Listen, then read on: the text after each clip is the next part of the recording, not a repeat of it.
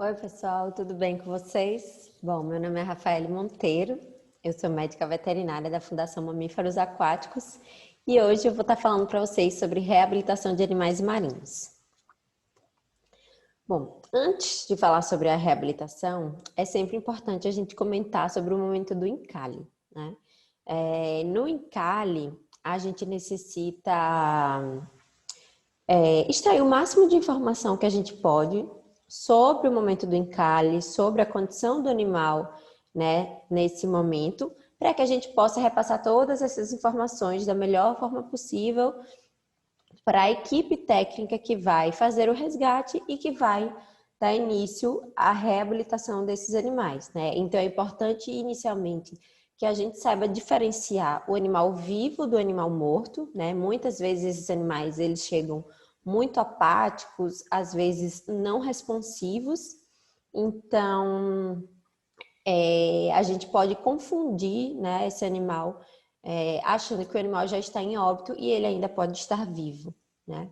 Então, é importante que a gente faça alguns testes para perceber as reações positivas que aquele animal apresenta, né?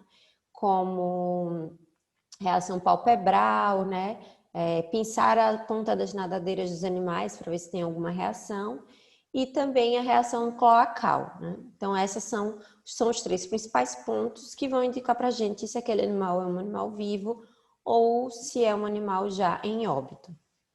Então, coletando informações sobre o encalhe, né, a condição do animal naquele momento, presença de lesão, se o animal está com uma amputação de alguma nadadeira, se tem a presença de nodulações, né, ferimentos, enfim, o máximo de informação que a gente tiver sobre aquele animal, porque isso facilita muito a equipe no momento do resgate e também na preparação, né, do ambiente que vai receber esse animal para o estabelecimento da sua reabilitação. Então, ainda na praia também é feito alguns registros fotográficos, levando em consideração não só o animal, mas também o ambiente que o animal está no momento do encalhe, e aí então transferência desse animal para o setor de reabilitação. O momento da admissão é o momento em que o animal ele dá a entrada no centro de reabilitação, né? E nesse momento a gente faz novos registros fotográficos, né? Dessa vez estabelecendo assim atrás do animal de uma forma que saia na foto algumas informações sobre aquele animal que possa futuramente identificar aquele animal. Então, o registro do animal, né? Data de encalhe, local do encalhe, enfim, e outras informações que forem de preferência da equipe técnica que está trabalhando com esse animal. A pesagem, ela também é de extrema importância no momento da admissão, né? Mas nem sempre ela é possível. Então, depende muito da espécie que você está trabalhando, da condição daquele animal, né? Muitas vezes a pesagem ela pode ser feita in situ, na grande maioria das vezes é feita já no centro da reabilitação, né? No momento da admissão. E ela é importante porque além de auxiliar na condição daquele animal, né? Também auxilia na equipe identificar um pouco a faixa etária do animal, né? E também vai auxiliar na formulação das doses das medicações que serão aplicadas nesse animal durante o processo de reabilitação. Bom, é importante e imprescindível sempre a gente fazer uma avaliação da condição corporal que aquele animal apresenta nesse momento, né? Porque essa condição ela é um dos indicadores do estado nutricional do animal, né? Ela vai dizer para a gente se aquele animal está num estado nutricional bom, médio ou ruim, né? Então, no caso das tartarugas marinhas, a avaliação ela é feita pelo plastrão, né? Pela região ventral do animal. Então, aqui nessa primeira imagem, vocês veem que o plastrão ele está mais abaulado, né? Mais arredondado. Nessa do meio, que é uma condição média, o plastrão ele já está bem reto, ó. E aqui, né, na condição ruim, está o oposto da condição boa. Então, o plastrão ele está mais para dentro, né?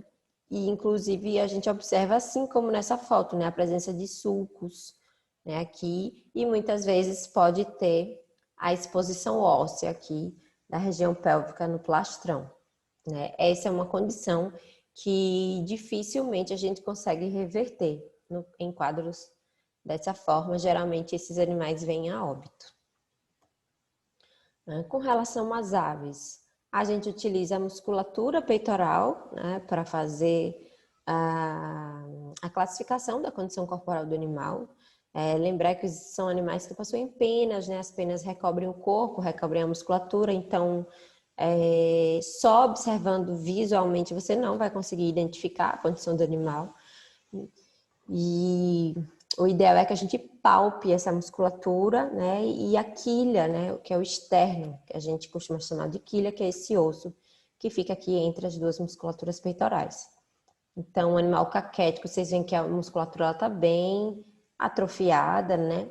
E a quilha, ela fica bem proeminente, né? No animal magro também, a quilha é bem proeminente, né? E numa condição melhor do animal, né? De bom a excelente, a gente já não sente a quilha com essa proeminência e a musculatura peitoral do animal, ela está bem desenvolvida.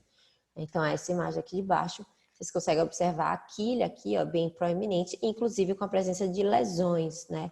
Isso acontece muito naqueles animais que estão muito apáticos e que ficam muito tempo em decúbito, né? Com o externo encostado no chão, no solo, no substrato e acaba lesionando.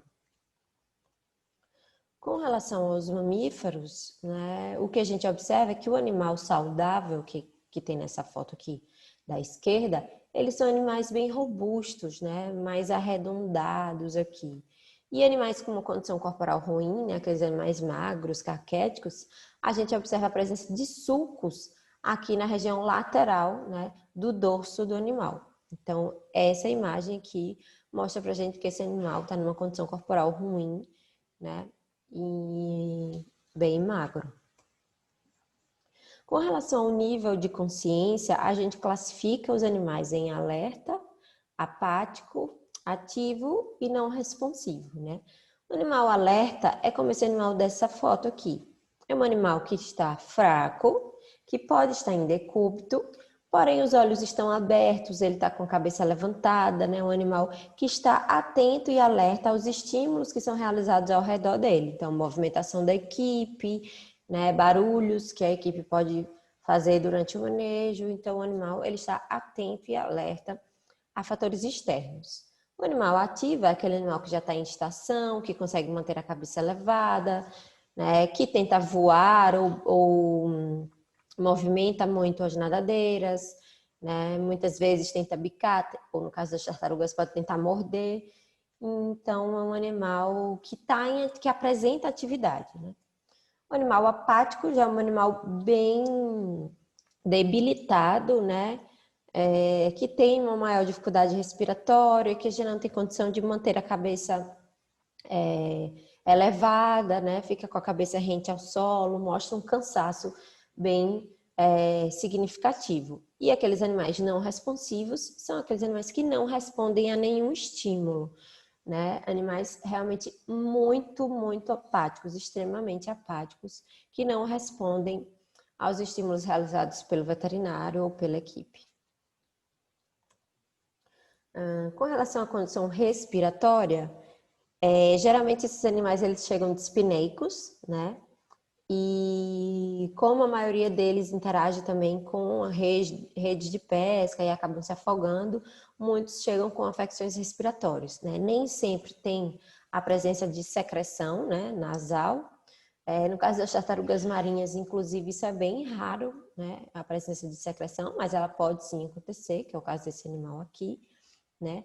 O caso mais observado é quando a gente tem presença de muco na cavidade oral, no caso das tartarugas marinhas.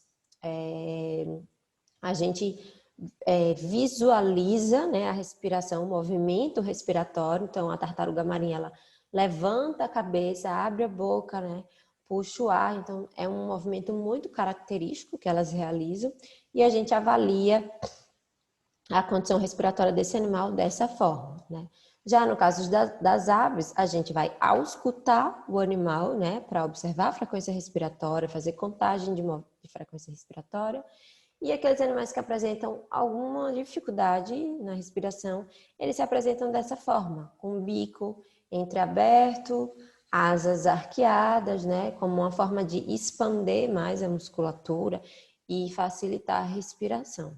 E no caso dos mamíferos, a gente faz, assim como as tartarugas marinhas, a contagem dos movimentos respiratórios através da abertura e fechamento do respiradouro, né, que fica ali na região dorsal do animal.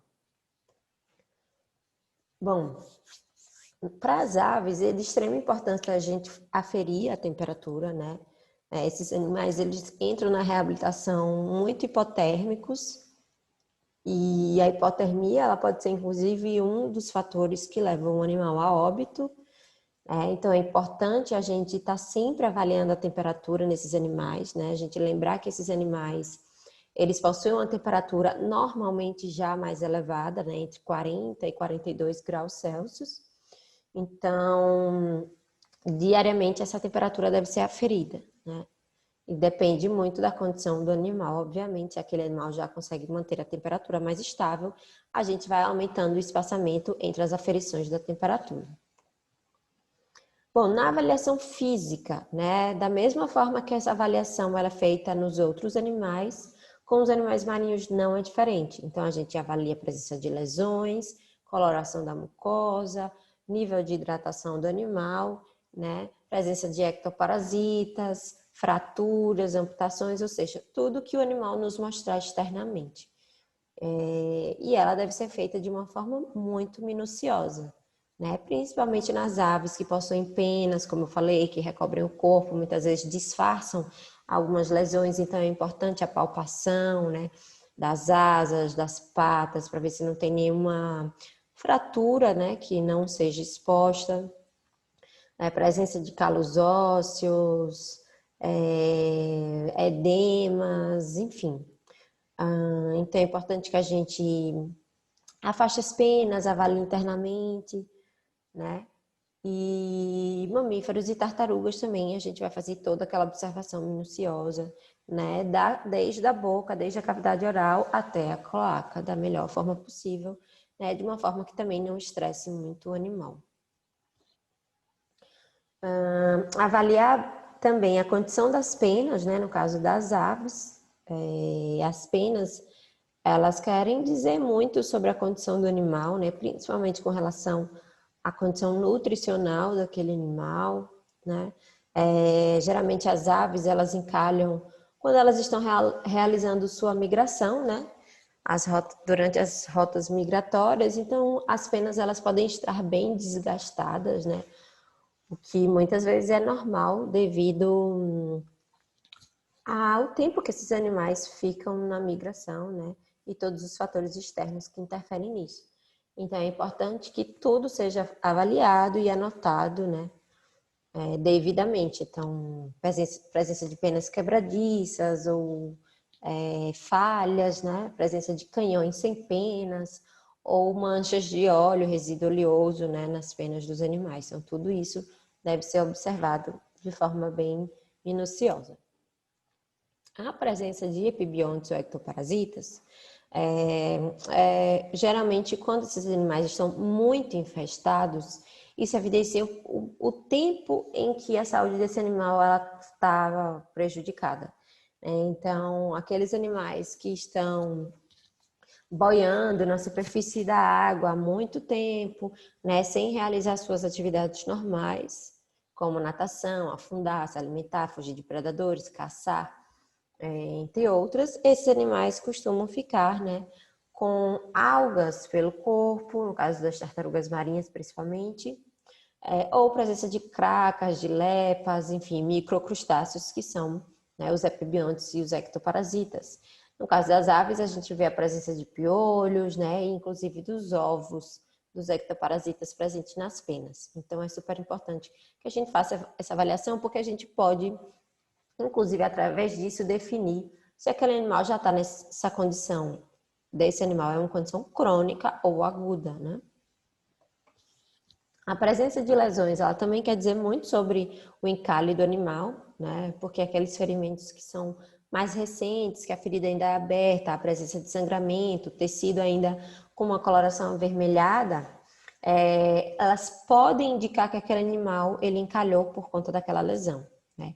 Já aquelas lesões antigas que já estão em processo de cicatrização, né? Um tecido de cicatrização já esbranquiçado ou completamente cicatrizadas, geralmente elas nos indicam que aquele animal não encalhou por conta do ferimento, né? E aí facilita muito na clínica, porque a gente já vai correr atrás de diagnosticar outras enfermidades, né?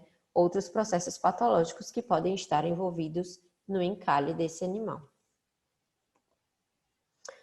Com relação às aves, né, eu sempre estou falando aqui sobre as penas, né, que encobrem lesões, então exige uma avaliação muito mais minuciosa, né, da gente palpar as asas, palpar as patas, os membros inferiores, né, observar membranas interdigitais, às vezes tem lesões muito pequenas na pele, né, a pele das aves é uma pele muito sensível, muito frágil, e as penas podem encobrir essas lesões. Então, sempre que possível, né, a gente avaliar bastante o animal com relação a isso, para não deixar passar nenhuma dessas lesões e a gente ter um problema mais na frente por conta disso. Com relação aos mamíferos, é muito comum a gente observar, né, a presença de marcas de rede de pesca, né, que é o caso dessa imagem aqui do meio, ó. A gente consegue observar principalmente na cabeça, na região do focinho, né, e das nadadeiras. E também bastante comum a presença por tubarão charuto, né, que é esse tipo, a presença de lesão por tubarão charuto, desculpe, que é esse tipo de lesão mais arredondada. O tubarão charuto é um tubarão bem pequeno, que possui um arcado dentar bem circular, né? E eles causam a mordida desses animais causa esse tipo de lesão aqui. Mas dificilmente isso está relacionado com o encalhe do animal, né?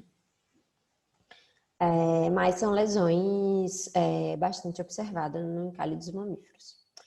Outro tipo de lesão comum é esse tipo de lesão aqui, que é por hélice de embarcação, né? Vocês veem que nessas imagens, tanto essa daqui quanto essa daqui, são lesões mais retilíneas, né? Que tem um distanciamento igual entre um e outro, né? Então, é uma lesão bem regular, né? E causam cortes bem profundos no animal e muitas vezes pode sim ser a causa do encalhe desses animais, né? E esse tipo de lesão que a gente tem aqui é uma lesão já bem característica do pós-encalhe, né? Que é um tipo de arranhão na pele desses animais, né? Os cetáceos, principalmente os golfinhos, eles possuem uma pele bem sensível, né? E no momento do encalhe eles ficam na areia, ficam se mexendo, né?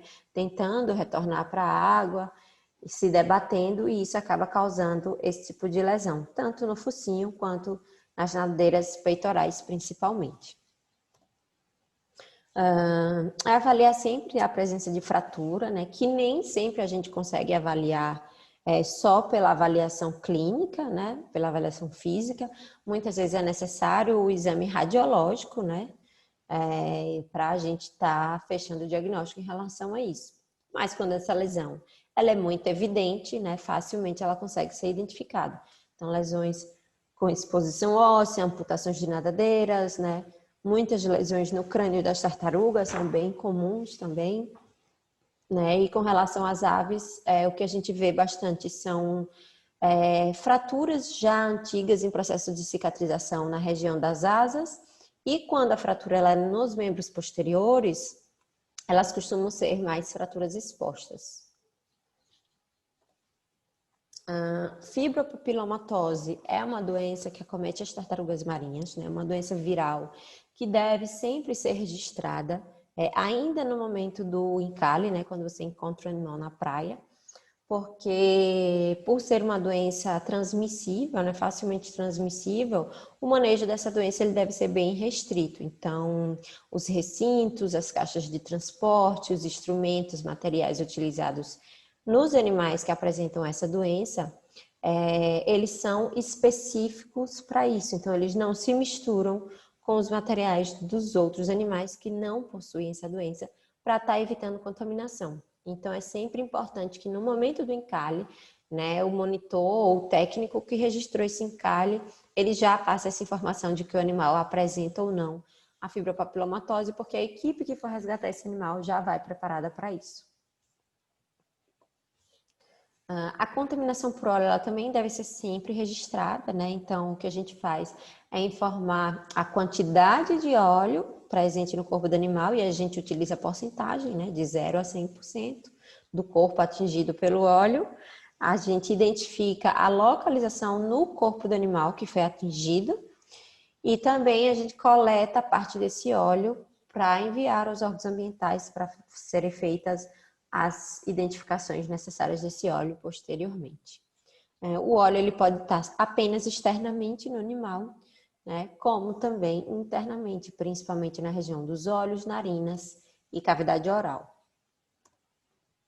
Então, após a gente fazer a avaliação física, a gente vai para a avaliação clínica, que é uma avaliação mais minuciosa, que vai avaliar o comportamento do animal, a ingestão de alimento, a impermeabilização das penas, no caso das aves, né, a presença ou não de flutuabilidade, no caso das tartarugas e dos mamíferos, e a condição das fezes, que também quer dizer muito sobre a condição daquele animal. Bom, com relação ao comportamento, é necessário que a gente saiba qual é o comportamento natural que aquela espécie apresenta no ambiente, né, para que no cativeiro, durante o processo de reabilitação, a gente consiga identificar qualquer alteração que esse animal esteja apresentando. Então, por exemplo, as tartarugas marinhas, comportamentos naturais. O animal tem que afundar, o animal tem que realizar a apneia, né? Então, ou seja, ele fica um tempo sem respirar dentro da água, ele descansa no fundo do tanque, sobe à superfície da água para respirar, né? Se alimenta dentro da água, busca o alimento no fundo do tanque. Então, essas são algumas das características, né, que compõem os comportamentos naturais das espécies de tartarugas marinhas. No caso das aves, por exemplo, os animais devem bater as asas, voar, né, se eles tiverem espaço para isso, obviamente, arrumar as penas, acessar a glândula uropigiana e fazer a hipermeabilização das penas, né, acessar a água em busca do alimento, porque no ambiente natural é assim que é realizado. Então, esses comportamentos, eles devem ser estudados, né? Então, se você vai receber uma espécie, você vai estudar sobre essa espécie, saber como ela se comporta no ambiente natural, para, em cativeiro, né, durante o processo de reabilitação, você poder reproduzi-los da melhor forma. Com relação à alimentação, a gente deve sempre respeitar o hábito alimentar da espécie, as preferências, né, pelos alimentos. Diariamente é fornecido entre 1 a 10% do peso vivo do animal, né? Então, por isso que é importante que a gente pese o animal. Lembra, eu falei disso lá na frente, sobre a pesagem, primeiro ponto da admissão. E essa pesagem ela deve ser rotineira também, para você ir acompanhando também a progressão, né, desse animal ou a regressão do mesmo. A suplementação alimentar, né, nutricional, ela é sempre importante, né, e obrigatória nos casos de reabilitação, né, mas vai mudar de animal para animal, vai depender da necessidade, da exigência nutricional daquele animal no momento da reabilitação.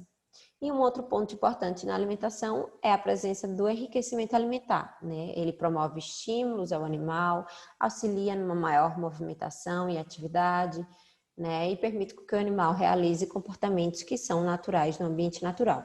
Então, aqui tem alguns vídeos que mostram alguns tipos de fornecimento da alimentação. Então, a gente alimentando o animal na superfície do tanque, né? Fazendo com que o animal venha até a superfície para buscar o alimento. Aqui o alimento já está no fundo do tanque, né? Vocês veem que aqui a gente alimentou com camarão, aqui a gente já está fornecendo alga. Então, sempre está, né, respeitando as preferências alimentares do indivíduo. E aqui é um tipo de enriquecimento alimentar que a gente usa canos de PVC, faz alguns buracos nesse cano, né? E coloca alguns legumes, hortaliças, a gente pode colocar algas, pode colocar peixes, crustáceos, o que for fornecido ao animal, como uma forma de estimulá-lo, né, a realizar algumas atividades. Vocês observam nesse vídeo que o animal está mordendo o alimento, né?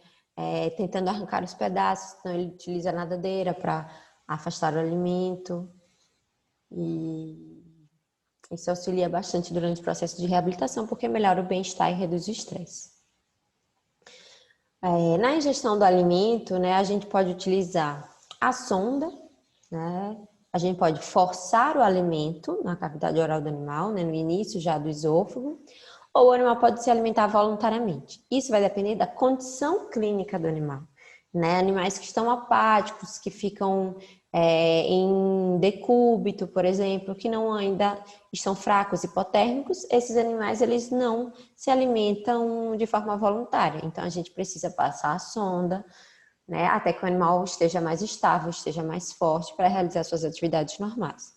Alguns animais inicialmente recusam a alimentação, né, por falta de estímulos mesmo. Então, quando são animais mais ativos, a gente já força o alimento, né? E até que o animal passe a se alimentar sozinho, né? Então, aqui tem alguns vídeos mostrando todas essas etapas, né? Então, o animal, quando chega, sempre a gente passa a sonda, né, para hidratar o animal. Nas primeiras 24 horas, o animal ele não recebe alimento, né? Geralmente, os animais estão apáticos e hipotérmicos, então a alimentação nesses animais ela pode piorar o quadro.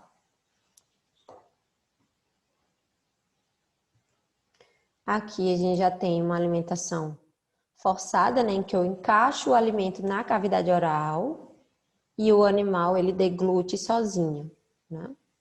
Que é uma condição de um animal mais ativo, mas que ainda recusa inicialmente a alimentação de forma voluntária.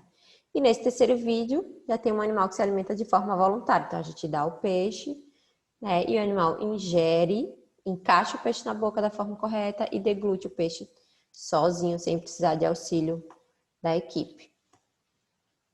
Com relação à impermeabilização, no caso das aves, né? Para quem não sabe, as aves possuem uma glândula, que chama glândula uropigiana, que ela fica na região dorsal ali, né? Da base das penas da cauda do animal, né? Região caudal do animal. E essa glândula, ela secreta um tipo de óleo, né? E o animal, ele vai com o bico na glândula, né? E mela o bico com esse óleo e vai passando esse óleo nas penas, impermeabilizando as penas.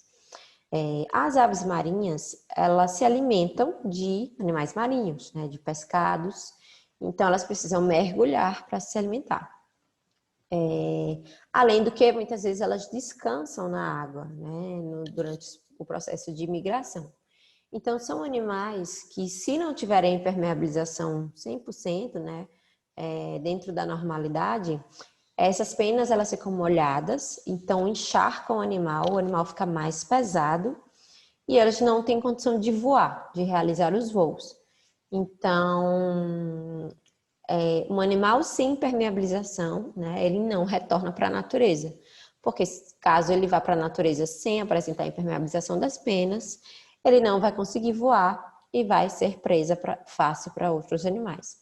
Então, essa é uma dos itens, né, que tornam esse animal apto ou não para soltura. Então, durante o processo de reabilitação, é importante a gente se atentar a esse ponto, né, e realizar estímulos para que esse animal ele melhore a impermeabilização durante esse tempo, para que no final do tratamento desse animal, ele além de estar saudável, né, ele está com a parte da impermeabilização também dentro da normalidade. Então, aqui a gente tem uma imagem de um animal bastante encharcado, né? Vocês veem que as penas estão molhadas, né? Então esse animal fica bem pesado e não consegue voar. Aqui a gente já tem uma impermeabilização intermediária, em que algumas penas superficiais da região do dorso estão molhadas, mas as penas mais profundas e as penas ventrais estão secas, né? E aqui a gente tem um animal 100% com impermeabilização boa, né? Então, o animal que acabou de sair da água e está com as penas completamente secas, né? Então, é dessa forma que o animal precisa se apresentar no final do seu tratamento para, então, ser reintroduzido na natureza. Aqui a gente tem um videozinho que mostra o momento em que o animal sai do banho, né? E a gente consegue observar as penas 100% secas.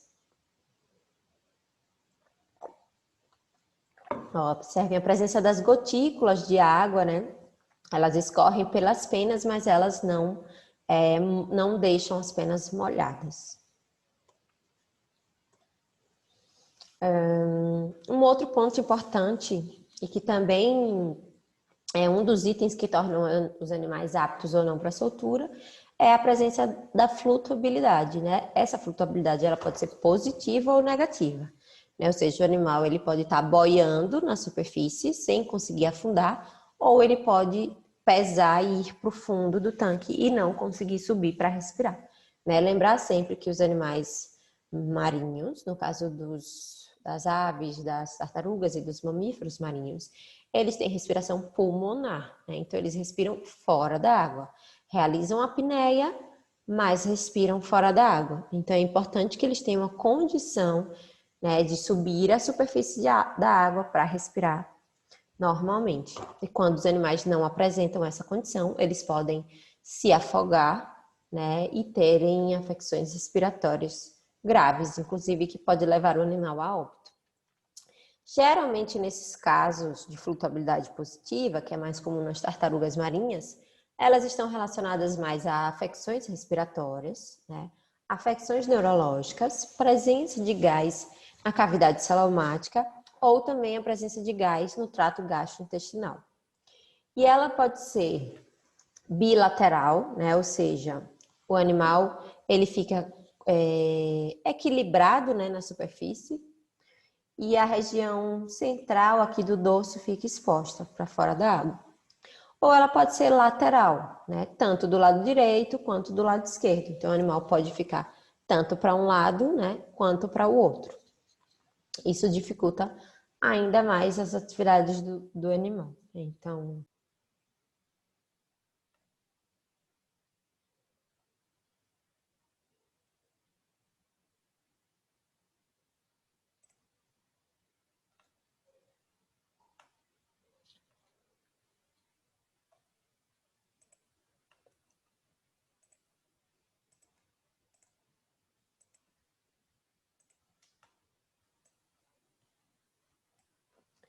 Então, esse animal ele está bem lateralizado, né? E aqui a gente tem um videozinho que mostra um animal nessa condição, com dificuldade de afundar. Então, um animal, uma flutuabilidade lateral, né? E com dificuldade de alcançar o fundo do tanque. Então, ele nada, movimenta as nadadeiras, tenta afundar, mas não consegue. Então, isso aqui, essas condições, elas também vão interferir na alimentação, por exemplo, dos animais, né? Na respiração dos animais. Então, é de extrema importância que eles sejam bem avaliados. As fezes, avaliar as condições das fezes é também de extrema importância, né? Elas querem dizer muito sobre a condição desses animais, né? Com as aves é mais fácil, porque são animais de metabolismo rápido, que defecam o dia inteiro, né, praticamente. Então, a gente consegue observar facilmente a condição das fezes, com relação à consistência, coloração, presença de parasitas, né, entre outros. Já para as tartarugas marinhas é um pouco mais complicado, porque são animais de metabolismo lento, né? E como eles chegam geralmente numa condição corporal ruim, muitas vezes com inapetência, né? Eles podem demorar muito para defecar. E muitas vezes eles têm fecalomas, né? Que são aqueles bolos fecais muito rígidos que causam obstrução do trato gastrointestinal, que dificulta, né, a excreção de fezes. Então, é mais complicado, né? Mas sempre que os animais defecarem, é importante a gente fazer a avaliação dessa excreção, né? Então, a gente pega o bolo fecal, a gente vai amassando o bolo, né? Vai umidificando, né? Para ver se tem a presença de resíduos antrópicos, né? A presença de plásticos ou outros materiais que esse animal possa ter ingerido no ambiente natural. Então, aqui tem um videozinho que mostra o momento em que um animal começa a excretar, né, a presença de lixo. Então, vocês veem a gente retirando plástico, né? E esse animal, ele excretou todo esse lixo aqui. Era uma tartaruga juvenil pequena, né? E que tinha bastante lixo no trato gastrointestinal, né? Vocês conseguem observar aqui plástico de várias cores, várias texturas, vários tipos de resíduos antrópicos. E isso afeta bastante esses animais e muitas vezes levam esses animais a óbito. A escolha do recinto em que esse animal vai permanecer durante a reabilitação, ela depende muito da condição física que esse animal apresenta, né? Se o animal tem condição de levantar a cabeça para respirar, se o animal consegue se manter dentro da água, se o animal apresenta ferimentos que vão manter esse animal no seco por um tempo para evitar infecção, né? E piora desse quadro. Então, uma série de fatores que vão dizer qual que é o recinto melhor para aquele animal, para a condição daquele animal. E essa é uma avaliação que ela é constante, né? Ela é feita diariamente. Muitas vezes o animal chega numa condição e à medida que o tratamento vai acontecendo, ele vai melhorando, vai progredindo e ele pode sair, por exemplo, de um colchão para um recinto com água, né? Então, o animal chega numa condição que ele não consegue respirar, mas à medida que ele vai ficando mais estável, vai ficando mais forte, ele já tem a capacidade de levantar a cabeça para respirar, então ele já vai para um recinto que contém água. À medida que ele vai melhorando, esse nível da água também vai aumentando, né? Então, o que a gente tem que ter em mente se o animal tem que permanecer no seco, né, fora da água, principalmente no caso das tartarugas e dos mamíferos, eles devem sempre estar sobre colchões, né? Objetos mais acolchoados, né? Porque esses animais possuem um corpo, né? Anatomicamente esse corpo é feito para estar dentro da água e quando eles estão no seco, eles podem ter lesões, podem ter problemas circulatórios por conta do peso que fica todo ali no plastrão, né? E acaba atrapalhando um pouco. Então, é importante que eles fiquem sobre os colchões, que eles sejam mantidos úmidos, né? Então, a gente utiliza toalhas umedecidas ou lençóis, no caso dos mamíferos, né? Para as tartarugas, a gente pode utilizar a vaselina também, passar a vaselina no corpo do animal, para evitar a desidratação e o ressecamento dessa pele, dessa carapaça. Para as aves, geralmente, como as aves chegam hipotérmicas, muito apáticas, elas ficam no internamento, né, um local menor, que a gente consiga manter o animal da melhor forma possível, sob lâmpada UV, né, para melhorar a temperatura. À medida que esse animal vai melhorando a sua condição clínica, ele vai também mudando o recinto. Então, ele pode ir para um recinto maior ainda dentro do internamento, porque está um animal já mais ativo, né? Quando ele estiver mantendo sua temperatura constante, né, sem alterações, ele vai para o recinto externo, né, que tem acesso à água, banhos de sol. Então, que já é o caso esse vídeo aqui. O animal já está no ambiente externo, já está bem ativo, já está conseguindo manter a temperatura dentro da normalidade. Então, ele vai para esse local para ele ter outros estímulos, né? E a gente pode também manter animais de espécies diferentes no mesmo recinto, mas vai depender muito da espécie que está sendo trabalhada, do tamanho do seu recinto, da quantidade de animais que você tem, né? E do comportamento do indivíduo também, levar sempre em consideração isso. Mesmo para aqueles animais que estão em processo de reabilitação, é importante a gente realizar o enriquecimento ambiental, independente do tempo que aquele animal vai ficar em cativeiro, né? Porque isso torna essa estadia desse animal, né, melhor, o animal tem um bem-estar maior e isso reduz o estresse, né? E quando você tem quando o animal está estressado, numa condição de estresse, ele tem uma queda da imunidade e isso favorece o surgimento de enfermidades. Então, se o animal está bem, né, menos estressado, com bem-estar melhor, isso dificulta o surgimento, né, de estresse e de outras enfermidades. Então, é importante sempre a gente levar em consideração, né, a condição que esse animal estaria no ambiente natural e promover para ele abrigo, né, e outros objetos e fatores que possam deixar esse animal numa melhor condição durante esse período.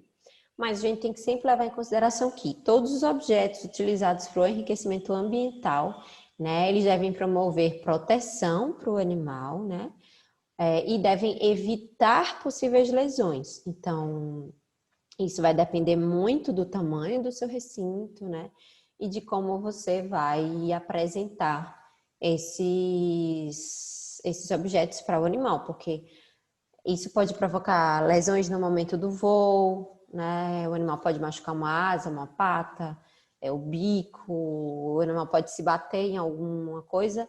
Então, ao invés de você melhorar o ambiente, você pode estar colocando obstáculos que impossibilitem os comportamentos naturais daquele animal. Para o diagnóstico, para o fechamento do diagnóstico, a gente vai avaliar a condição física do animal, o seu comportamento, né, os sinais clínicos que ele está apresentando, e isso tudo com o auxílio de exames laboratoriais, né, que podem ser vários exames laboratoriais. Cada caso vai exigir um tipo de exame diferente. Então, a gente pode fazer hemograma, a gente pode fazer suave, a gente pode fazer raio-x, ultrassom, endoscopia, né, e vários outros exames que sejam necessários para cada caso.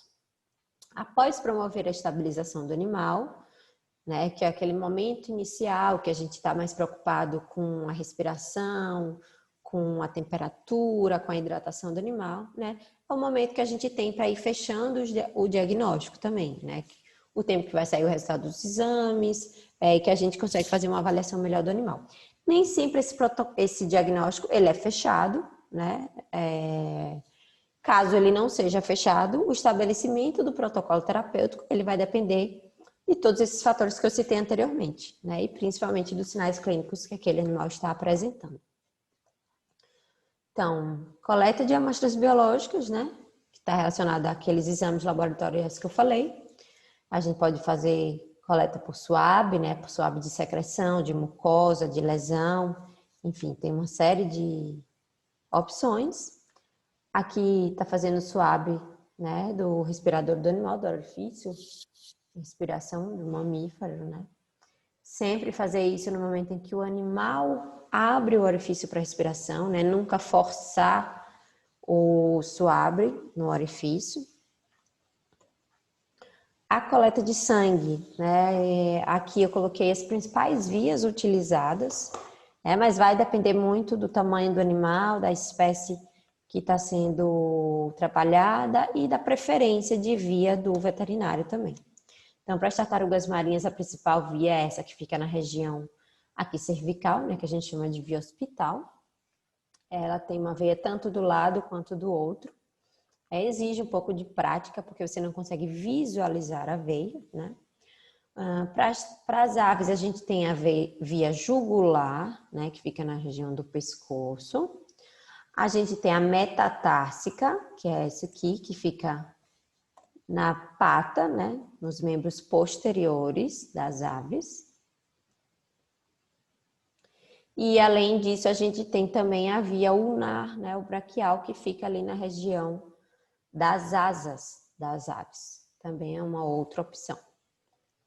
E para os mamíferos, a gente tem várias pequenas veias que estão localizadas nas nadadeiras dos animais, tanto nas peitorais, na dorsal, quanto na nadadeira caudal.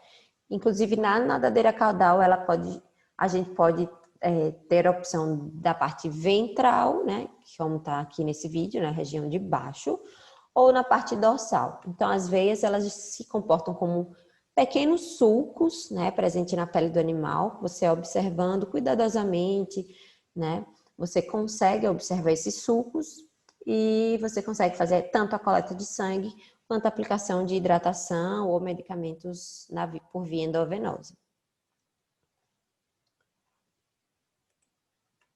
Então, aqui a gente está fazendo a coleta na região ventral da nadadeira caudal, né? E tem essas outras opções que eu falei para vocês. Outras opções de exames laboratoriais, a gente tem os exames por imagem, né? Diagnóstico por imagem, então a gente tem ultrassom, né? Que é o caso dessa imagem aqui de baixo, raio-x, né? E hoje em dia a gente tem a facilidade desses equipamentos virem até o animal, né?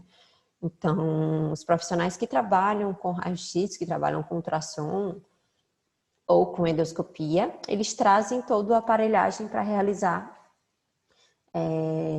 o exame no centro de reabilitação, ou até mesmo in situ, se for necessário, né? A gente não tem mais que estar transportando esses animais para laboratórios, para realizar exames, então a gente acaba reduzindo bastante o nível de estresse desses animais quando esses exames são feitos dentro do centro de reabilitação, muitas vezes dentro do próprio recinto. É o caso dessa imagem daqui. Então, a gente tem aqui imagem de raio-x e aqui uma imagem de endoscopia. Bom, o protocolo terapêutico ele vai ser estabelecido de acordo com o diagnóstico, né? E naqueles casos que não teve diagnóstico fechado, de acordo com os sinais clínicos apresentados. Sempre é necessário se fazer reavaliações rotineiras, né? Então, diariamente a gente tem que estar avaliando a condição daquele animal, o seu comportamento, né? Porque esses animais podem ter responder rapidamente aos tratamentos ou não. E esse protocolo terapêutico, ele pode ser alterado durante esse processo de reabilitação, né? Lembrar sempre que o tratamento ele está sempre aliado aos manejos, né? Manejo sanitário, manejo hídrico, manejo alimentar. Então, lembrar sempre que esses animais têm parte do seu ciclo de vida relacionado à água ou o ciclo inteiro da vida dentro da água, né? Que é o caso dos mamíferos marinhos, por exemplo, e também das tartarugas, que apenas as fêmeas sobram para a areia para desovar. Então, a água ela é de extrema importância durante o processo de reabilitação, né? Essa água ela tem que estar com os parâmetros dentro do aceitável para cada grupo de animal, né? Lembrar sempre que como a gente está trabalhando com animais marinhos, essa água ela deve ser salgada, né? Então, respeitar sempre essas questões e o manejo alimentar adequado, né? Que a gente já comentou anteriormente, aliado à suplementação, também tem interferência no processo terapêutico desse animal. Os principais sinais clínicos apresentados por esses animais inapetência, anorexia, apatia, né, hipotermia, no caso das aves e também das tartarugas, e hipertermia, no caso dos mamíferos, né? Os mamíferos possuem uma camada de gordura bem grossa, então quando esses animais encalham, ficam expostos ao sol muito tempo, né, acaba que a temperatura do corpo ela eleva bastante, né? Um outro sinal clínico muito comum é a dispneia, né, dificuldade de respirar, e a desidratação. Praticamente todos os animais que entram no centro de reabilitação, eles apresentam comumente esses sinais clínicos. Então, o mais importante nesse momento, né, para aqueles animais que estão com dificuldade respiratória, é a gente melhorar a condição respiratória, né? Porque qualquer coisa que você fizer nesse animal, qualquer manejo, qualquer aplicação de medicamento que você fizer nesse animal que está dispneico, isso pode levar ao óbito, né, do animal. Então, é importante que inicialmente a gente melhore a condição respiratória. Promova o aquecimento, né? Animais hipotérmicos também podem vir a óbito rapidamente. Então, aumentar a temperatura corporal do animal, né? Principalmente das aves e das tartarugas marinhas. E a gente pode utilizar diversas coisas para isso, né? Lâmpadas UV ou IV, a gente pode utilizar colchões térmicos, a gente pode utilizar a hidratação aquecida, né? Aqui a gente está utilizando luvas com água morna embaixo das asas, né? Para promover uma temperatura, aumentar a temperatura do corpo do animal. E para as tartarugas marinhas, a gente pode utilizar o termostato, que é esse equipamento que fica dentro da água, né? E ele promove o aquecimento da água. As vias de hidratação, a gente tem a oral, né? A endovenosa, que a gente utiliza as mesmas vias que eu falei da coleta de sangue. E para as aves, a gente ainda tem a opção subcutânea, né? Ou a opção intraóssea, tá? Que é realizada aqui na pata posterior, nos membros posteriores. Aqui tem um vídeo que mostra a hidratação endovenosa de um mamífero, né? Então, ó, falei para vocês do suco, né? Da veia que se apresenta como suco. Então, Hidratação endovenosa nesses animais também é de extrema importância e sempre necessária. A nebulização também auxilia bastante os tratamentos respiratórios, né? A gente pode utilizar antibióticos, broncodilatadores, né? Muita gente acha que eles não dão resultado para as tartarugas marinhas, por exemplo, e para os mamíferos, porque são animais que realizam a apneia, né? Que prendem a respiração. Mas quando você coloca o animal numa caixa fechada, né? E deixa ali o medicamento agindo naquele ambiente, cada vez que esse animal abrir a boca para respirar, ele está aspirando a medicação e a medicação está agindo no organismo do animal. Então, ela tem sim resposta positiva e é sempre importante ser utilizada. Então, aqui tem um vídeo mostrando um pouco da nebulização, né? Mas o ideal é que o animal esteja num ambiente fechado para que esse medicamento fique agindo ali, naquele ambiente, tá? Vias de aplicação. A gente tem a via oral, que pode ser através de sonda, através do medicamento ou do alimento, né? A gente pode colocar um medicamento no alimento e fornecer para os animais. A gente tem a via subcutânea, né, para as aves, e a gente tem a via intramuscular também. Então, para as tartarugas marinhas, a gente utiliza essa região aqui entre o pescoço e a nadadeira peitoral, né? Ou a via axilar, que fica aqui logo após a nadadeira peitoral, tá? E para os mamíferos, a gente utiliza a via dorsal, que fica aqui na lateral, né, da nadadeira dorsal. Essa é a região melhor de musculatura para estar realizando esse tipo de aplicação, tá? Pode ser tanto de um lado quanto do outro. Para aqueles animais que possuem deficiência da impermeabilização, né, eu falei lá inicialmente quanto a impermeabilização é importante para a reintrodução desses animais, então a gente deve sempre promover estímulos para isso, né? Então aqui a gente tem algumas imagens de alguns estímulos. A gente pode estar dando banhos de mangueira, né, nesses animais, aqueles animais que ainda não acessam a água de forma voluntária, que tem uma certa repulsa a entrar na água inicialmente. A gente vai molhando o animal, né?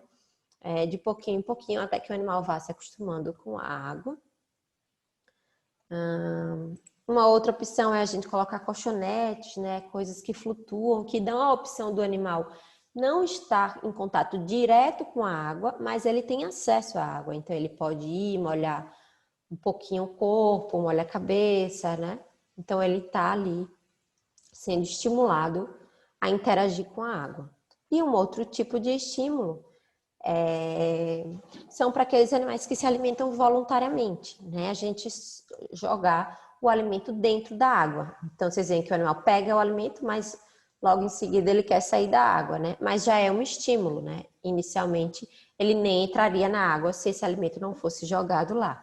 Então, a gente joga o alimento na água como estímulo para fazer com que esse animal, obrigatoriamente, entre dentro da água e aos poucos ele vai melhorando esse processo. Aqui a gente já tem uma melhora bem significativa de um animal que, ó, peixe lançado na água, ele já entra, come o peixe, fica ali forrageando, procurando, vendo se tem mais peixes, né? Então já passa um tempo maior dentro da água e assim a gente vai aumentando isso e melhorando a impermeabilização. A flutuabilidade, como eu falei, ela é de extrema importância, né, para manter esses animais bem, né? E ela pode ser realizada de várias formas, tem várias opções, né? A gente pode segurar o animal, a gente pode usar boias, colete salva-vidas, né? Prender esses animais em objetos, né? Que façam com que esse animal fique equilibrado. Boias, ó. Vários tipos de boias. Aqui tem uma boia mais comprida, que aqui a gente chama de macarrão.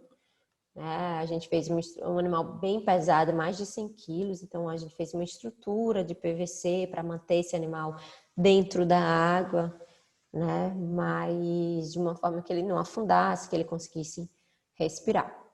E aqui é aquilo que eu falei para vocês do animal ir melhorando e a gente ir aumentando o nível da água. Então vocês veem que aqui, ó, o animal está na água, mas é um nível muito baixo, não tem nenhum palmo de água, né? Porque é um animal que tem dificuldade de respiração, então nesse nível de água ele consegue apoiar as nadadeiras peitorais no substrato, né, no solo, e levantar a cabeça para respirar com mais facilidade.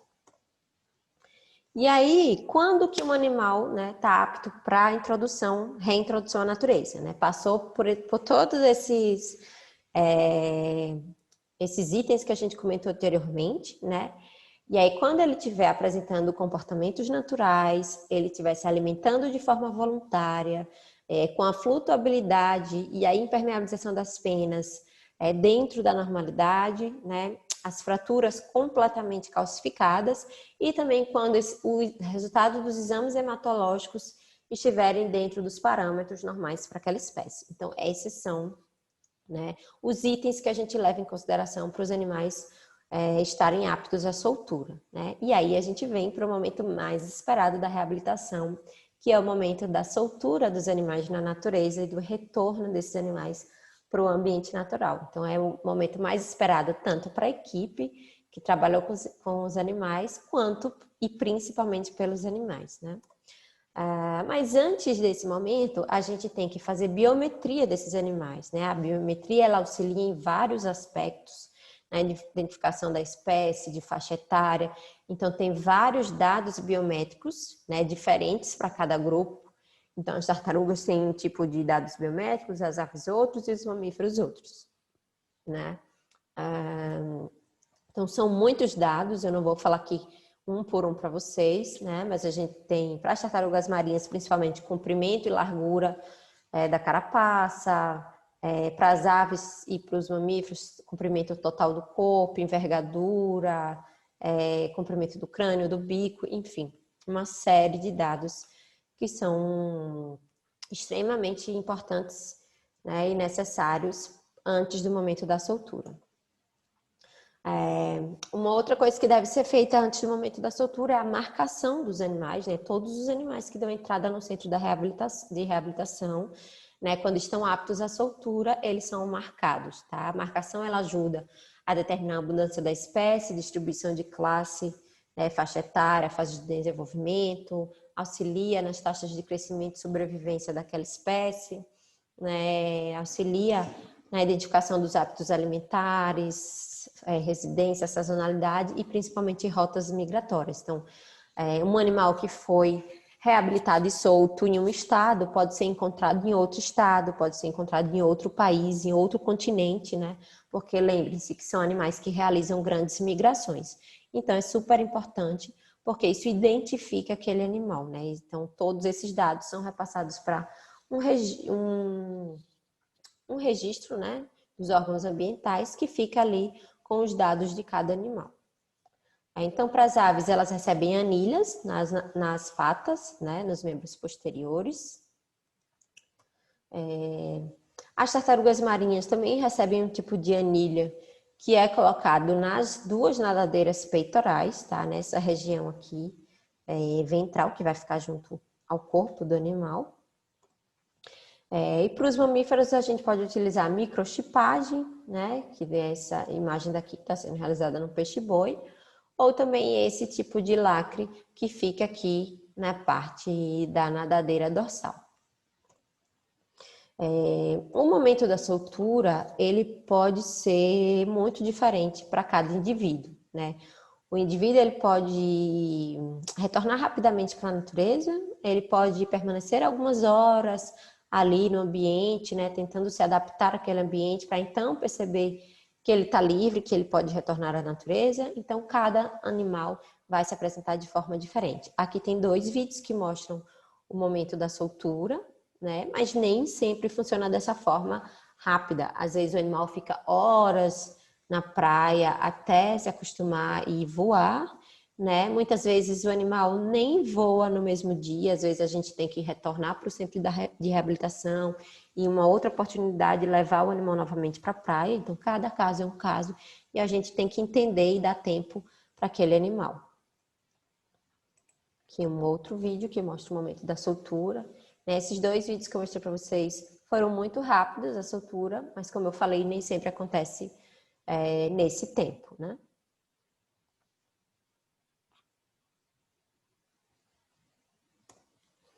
As tartarugas marinhas, elas são soltas na grande maioria das vezes na praia, né, na areia, bem próximo da água. Então, a gente permite que o animal faça todo esse processo, mas algumas vezes esse animal pode ser solto em alto mar, né? Então, ele é colocado dentro de um barco e é levado para alto mar e é solto já dentro da água. Então, também depende de cada caso. Aqui a gente tem um vídeo que mostra a soltura em alto mar e aqui a gente tem uma foto que mostra a soltura do animal na praia. Com os golfinhos a mesma coisa, com os golfinhos não, perdão, com os mamíferos a mesma coisa, né? Então os animais podem ser soltos na costa ali já colocados no início ali da praia, ou eles podem também ser soltos em alto mar. Isso depende muito da condição do animal, depende muito da condição do ambiente naquele momento, né? Se está ventando muito, se as ondas estão fortes, enfim, uma série de questões que são levadas em consideração nesse momento.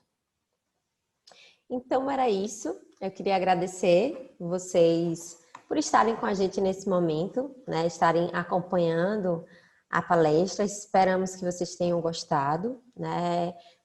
Vão ter outras palestras ao decorrer da semana e a gente conta com vocês para que vocês estejam assistindo, possam interagir com a gente, né? Eu coloquei aqui meu e-mail, meu Instagram, o site da Mamíferos Aquáticos e o Instagram da instituição para que vocês possam seguir, compartilhar com os amigos, né? Divulgar o trabalho da instituição. Eu agora vou responder algumas perguntas que foram feitas antes da palestra, né, no enquete que foi feita no Stories da Fundação. Então, a primeira pergunta é: qual o animal mais comum na reabilitação? Né? Isso depende do local em que a instituição trabalha. Então, aqui, como a gente está em Sergipe, né, o animal mais comum é a tartaruga verde, né, principalmente na fase juvenil, que é um animal mais costeiro e acaba interagindo muito com resíduos antrópicos, né? Então, é o animal que mais aparece aqui para a gente na reabilitação.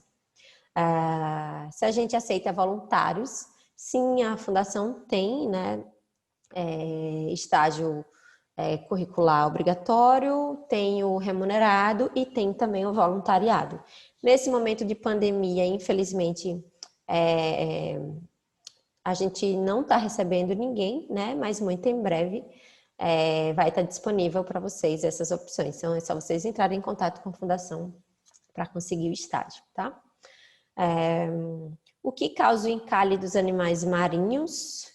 Então, hoje em dia, ainda a pesca, né, é a maior ameaça dos animais marinhos, né? Ela causa afogamento, então afecções do trato respiratório dos animais, né? Muitas vezes levam os animais a óbito, e muitos animais já encalham em óbito, né, que interagiram com a pesca. Então, esse é o mais comum, né? Mas a gente tem também ingestão de lixo, né? E tem também o acometimento por enfermidades naturais, que também acontece em menor quantidade, mas também acontece. Qual a diferença entre animais aquáticos e animais marinhos? Na verdade, os animais marinhos são animais aquáticos, né? Animais aquáticos são todos aqueles animais que têm o seu ciclo, que têm a água fazendo parte do seu ciclo, né? Só que esses animais aquáticos, eles se diferenciam em animais marinhos, que são aqueles que estão no mar, né, com água salgada, e tem aqueles animais que são dulcícolas, que são aqueles animais de água doce, tá? Qual o maior desafio dentro da reabilitação de animais marinhos? Bom, o maior desafio é a gente conseguir reverter os quadros, né, dos animais e reintroduzi-los à natureza. Porque esses animais, eles chegam numa condição muito ruim, muitas vezes irreversível. Vocês sabem que todo animal silvestre, ele demora muito para demonstrar fraqueza, né? Porque, caso contrário, ele vira facilmente presa. Então, no momento que eles encalham, isso significa que o animal realmente está numa condição muito ruim. Então, são animais que, pelo que vocês viram, né, na minha palestra, encalham já com muito magros, muito apáticos, muitas vezes eles não respondem a nenhum estímulo, né? E isso acaba dificultando muito o processo de reabilitação. Então, infelizmente, ainda a maioria dos animais marinhos que encalham vivos, eles vêm a óbito durante o processo de respiração, né? Se a gente tivesse animais encalhando com uma melhor condição, provavelmente a gente teria também uma taxa maior de sucesso para a reintrodução. Então, a grande dificuldade, o grande desafio da reabilitação desses animais, com certeza é a condição que esses animais encalham. Bom, então é isso, perguntas respondidas. Foi muito legal estar aqui com vocês, espero que vocês tenham gostado e até a próxima.